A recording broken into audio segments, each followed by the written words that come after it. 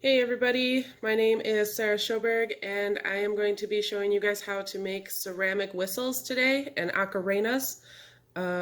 This is the basic idea of what we're going to be creating. It's a hollow chamber. If you add holes, it can change the sound of it. I'll play this one for you and then we'll get started with how to make this whistle.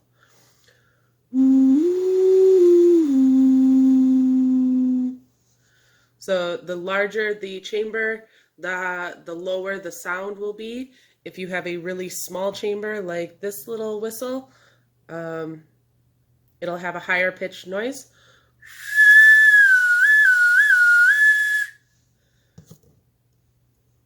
And here is another example.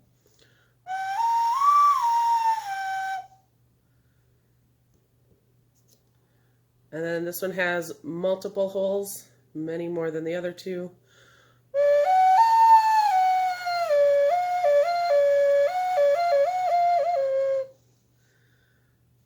The whistles can be in any shape, so whatever you decide to create is completely up to you, whether you keep it a round sphere. This one is just a round sphere that has some carving out of it. Whether you make it into an actual shape like this little mouse, or you leave it an anonymous shape, kind of like this one. You can get as creative as you would like with these.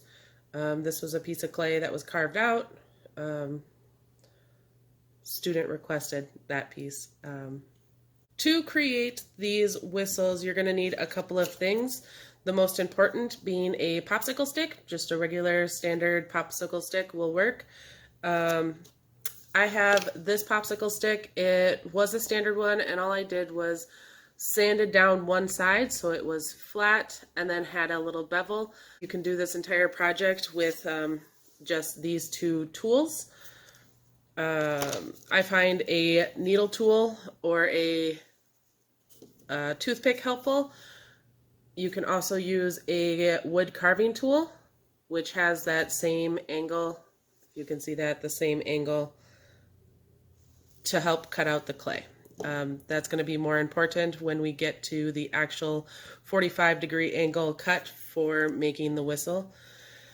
The last thing you're also going to need is some clay. So let's get started.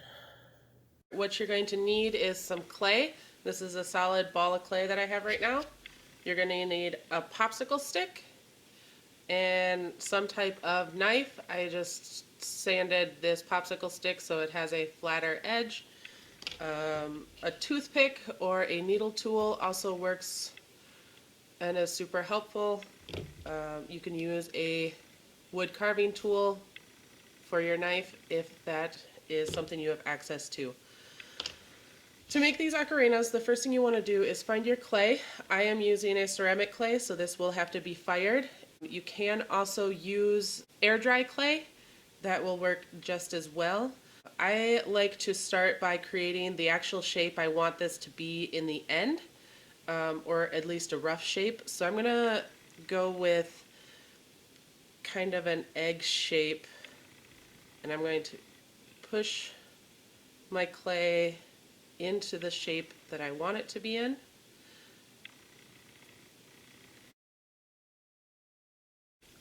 I'm going for an egg shape for this whistle, so I do not have to attach a mouthpiece, but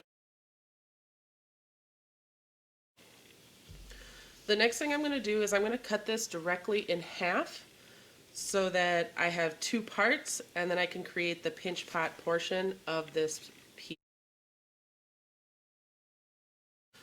So I have two halves to my egg. The next part I'm going to do is create the actual pinch pot, which means I'm going to lay my clay in the center of my hand, and I'm going to take my thumb. I'm going to press into the clay and then pull up the walls. Now I want to keep my shape pretty regular because I don't want to adjust that shape too much. I want just to make it a little larger by creating the pinch pot. Now I'm going for about 1/4 of an inch space for the clay. The clay walls should be about 1/4 of an inch thick. Any cracks that form on your clay, you can take a little bit of water and smooth them out. Depending on how wet your clay is, it'll crack more or less. I'm going to check the backside, make sure there aren't any cracks, smooth out any cracks with water. I'm going to set that aside, and I'm going to repeat the exact same process with the other half of clay. So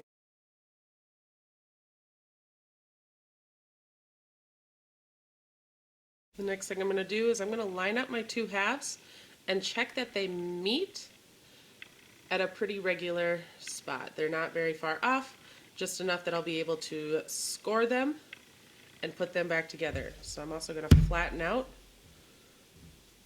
both sides by just lightly dropping them on the table a couple times. It'll make a nice flat edge where they'll be able to attach nicely.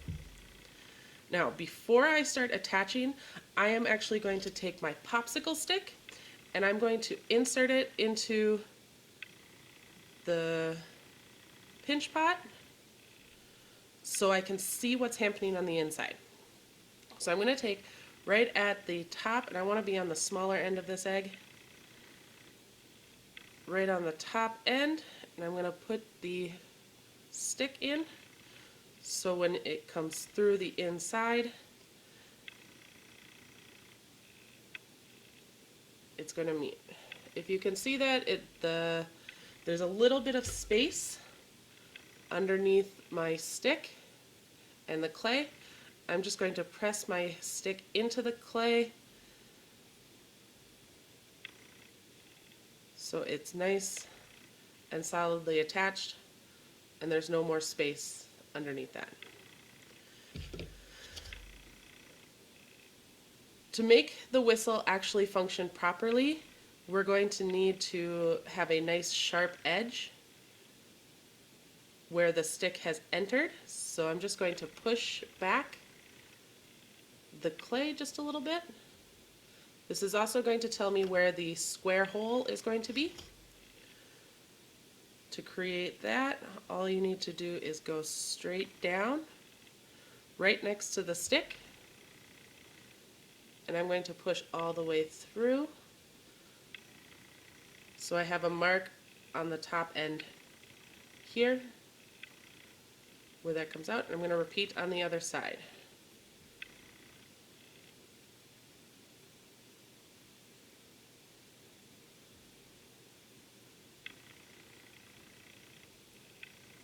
I'm not actually going to remove our little block yet.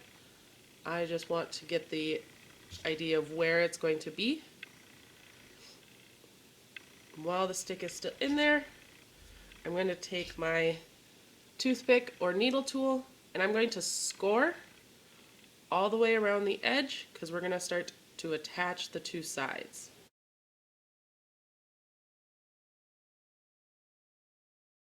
The reason that you score clay is so it has a better chance of sticking together when you apply your slip or water, kind of like Velcro. So I'm going to apply some water.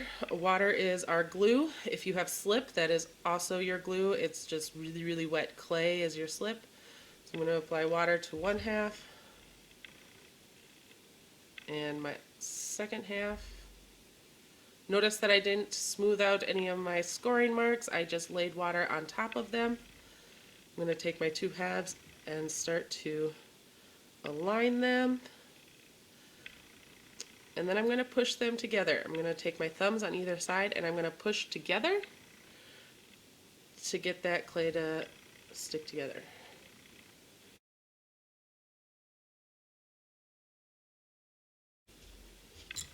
The next thing I'm going to do is I'm going to take my needle tool or toothpick and I'm going to score across the seam that we've created. I'm going to score in one direction and then I'm going to come back the opposite way. This is just pulling each side of the clay into the other side, again locking that together and creating a nice form. I'm going to take a little more water because it helps smooth things out. And this time I'm going to apply some more pressure and I'm actually going to smooth the whole thing out and the seam will disappear.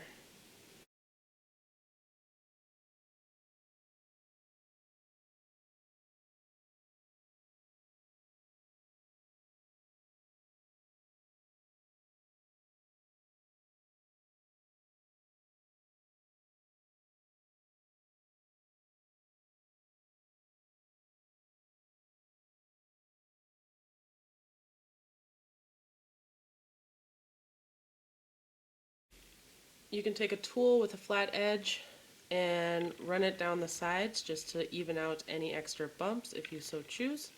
I'm going to avoid the area that I've marked for the opening of my whistle for just a little bit because I don't want to get rid of those marks yet.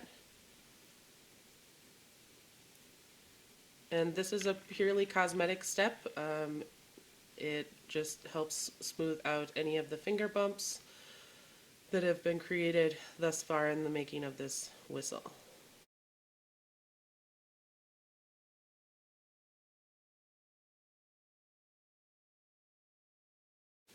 As I'm looking, this bottom edge here comes out further than my top edge. So I'm actually going to grab just a little extra clay and put it onto this top by slipping and scoring, just to extend that a little bit, and when I pull the stick out, it'll make that meeting point for the mouthpiece just a little nicer.